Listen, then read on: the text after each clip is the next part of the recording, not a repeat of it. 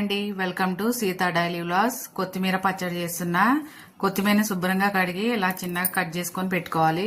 ఒక టమాటా, ఒక 10 పచ్చిమిరకాయలు, ఒక చిన్న గోలీ సైజ్ చింతపండు నానబెట్టుకుందాం.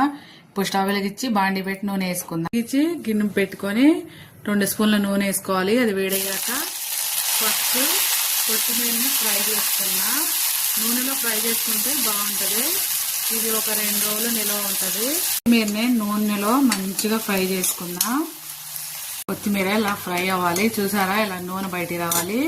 ఇప్పుడు దీన్ని ఒక గిన్నెలోకి వేసుకుందా. తీసి పెట్టుకొని ఇప్పుడు అదే నూనెలో పచ్చిమిరపకాయలు వేసి ఫ్రై చేసుకుందాం. ఒక స్పూన్ నూనె వేద్దాం. పచ్చిమిరకాయలు ఫ్రై చేద్దాం. మిరగాయలు అయిపోయినాయి. ఇప్పుడు వీటిని కూడా తీసి పక్కన పెట్టుకుందాం. ఒక టమాటా, నానబెట్టుకున్న చింతపండు, ఒక స్పూన్ ఉప్పు వేసుకున్నా. ఇప్పుడే వేస్తా ఉప్పు, తర్వాత మిక్సీలో వేయను. పచ్చడి సరిపడి ఉప్పు వేసాను.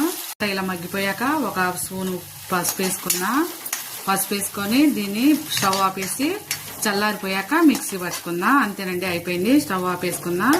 చల్లారిపోయాక మిక్సీ పట్టు. చల్లారిపోయినాయి. ఇప్పుడు మిక్సీ పట్టుకుందాం. 2 ఎల్లిపాయ రెబ్బలు వేసుకొని ఇవి వేసుకుందాం.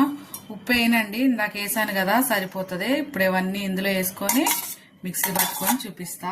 వేసుకున్న టమాటా కూడా వేసి ఇప్పుడు మిక్సీ పట్టుకుందాం. మిక్సీ పట్టేశాను. ఇప్పుడు దీన్ని ఒక గిన్నెలో తీసుకుందాం.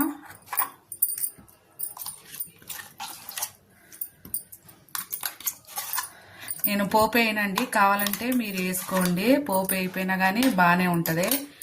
అంతేనండి, సింపుల్ అండ్ టేస్టీ కొత్తిమీర టమాటా పచ్చడి రెడీ.